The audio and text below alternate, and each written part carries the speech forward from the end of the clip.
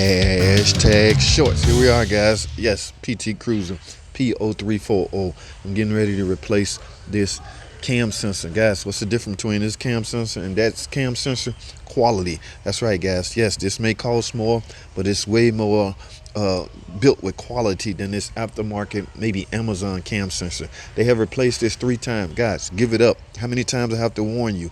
Ignition sensors and things like O2 sensors should be OEM. I'm going in with a crank sensor as well as a cam sensor. I'm going to relearn cam and crank, and this car should be back up and running, back to normal. Stop it already, okay? These do not work. I've seen them as low as 20 bucks on Amazon. Guys, you got to keep in mind, on something that is that low of a price, there has to be a quality factor in place. All right, your big focus should be on quality, not price. All right, yes, hunt down the lowest price, but make sure it's quality. This is OEM. Here's the part number if you need it. That's all I have.